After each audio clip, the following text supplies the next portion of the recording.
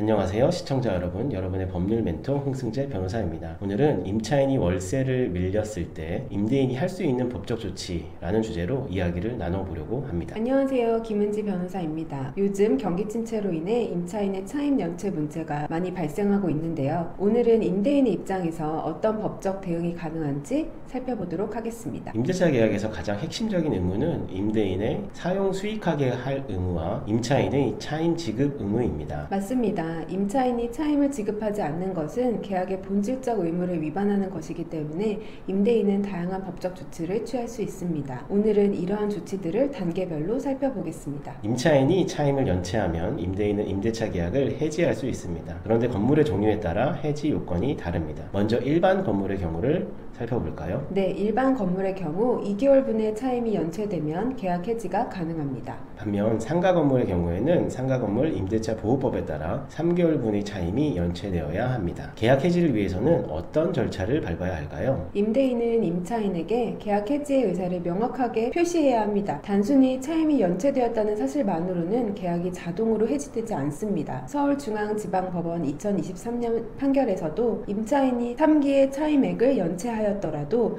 그러한 사실만으로 곧바로 별도의 해지 통보 없이 임대차 계약이 해지된다고 볼 수는 없다고 판시했습니다. 해지 통지는 내용증명 우편으로 발송하는 것이 바람직합니다. 내용증명에는 차임 연체 사실, 연체, 금액, 해지 의사 등을 명확히 기재해야 합니다. 이렇게 하면 나중에 분쟁이 발생했을 때 해지 의사 표시를 했다는 사실과 그 시점을 증명할 수 있습니다. 임차인이 차임을 연체한 경우 임대인은 임대차 보증금에서 미지급 차임을 공제할 수 있습니다. 맞습니다. 임차인이 차임을 지급하지 않았다면 임대인은 그 금액을 보증금에서 공제하고 나머지만 반환하면 됩니다. 다만 임대인이 임대차 보증금에서 공제할 수 있는 범위는 한계가 있습니다. 대법원은 임대차 계약과 별도로 이루어진 약정 등에 기하여 발생하는 임차인의 채무를 임대차 보증금에서 당연히 공제할 수 없다라고 판시했습니다. 그렇습니다. 예를 들어 임대차 계약과 별도로 임차인이 임대인에게 진 개인적인 채무는 보증금에서 당연히 공제할 수 없습니다. 보증금에서 공제할 수 있는 것은 임대차 계약에서 발생한 채무, 즉 미지급 차임이나 임차물 훼손에 따른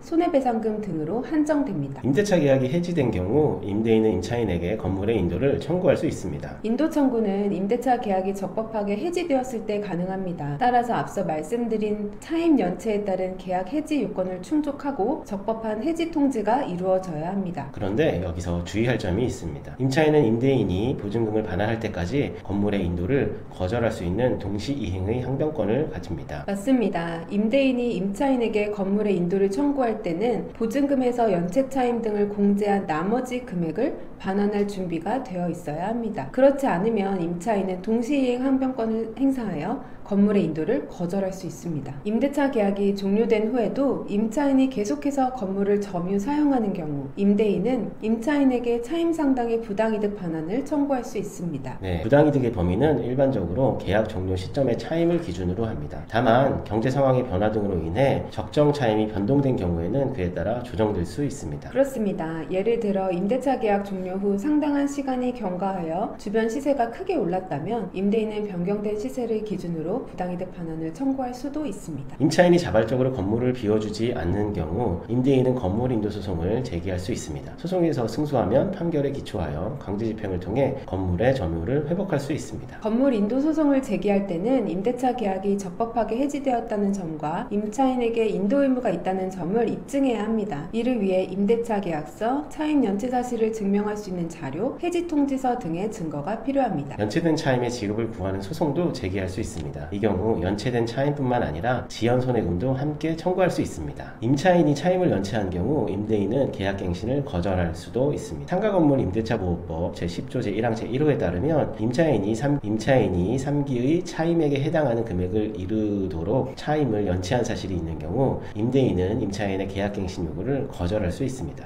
여기서 중요한 점은 갱신 거절과 계약 해지는 요건이 다릅니다. 계약 해지는 현재 연체 중인 차임이 일정 기준에 도달해야 하지만 갱신 거절은 과거에 연체한 사실만으로도 가능합니다. 임차인이 차임을 연체하는 경우 임대인은 단계적으로 대응하는 것이 좋습니다.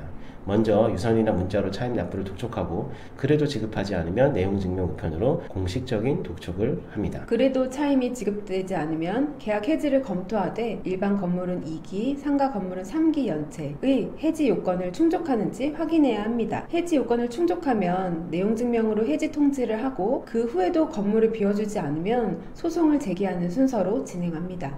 차임 연체 사실을 증명할 수 있는 증거를 확보하는 것이 중요합니다. 계좌이체 내역, 차임 납부 요청 문자나 이메일, 내용증명 우편 등을 보관해 주어야 합니다. 또한 임대차 계약서, 차임 인상 합의서 등 계약 관련 서류도 잘 보관하셔야 합니다. 이러한 증거들은 나중에 소송을 제기할 때 매우 중요한 역할을 합니다. 지금까지 임차인이 월차임을 지급하지 않는 경우 임대인이 할 수 있는 법적 조치에 대해 알아보았습니다. 요약하자면 임대인은 일정 기간 이상의 차임이 연체되면 계약을 해지하고 건물의 인도를 청구하며 연체 차임 및 차임 상당의 부당이득 반환을 청구할 수 있습니다. 또한 임대차 보증금에서 연체 차임을 공제할 수도 있고 계약 갱신을 거절할 수도 있습니다. 다만 건물의 종류에 따라 해지 요건이 다르고 임차인의 동시이행 항변권을 고려해야 합니다. 임대차 분쟁은 복잡한 법적 쟁점을 포함하고 있어 법률 전문가의 도움을 받는 것이 좋습니다. 특히 소송을 제기하기 전에는 반드시 법률 전문가와 상담하시기 바랍니다. 오늘 저희가 알려드린 내용이 시청자 여러분께 도움이 되었기를 바랍니다. 구독과 좋아요, 알림 설정 부탁드립니다. 감사합니다.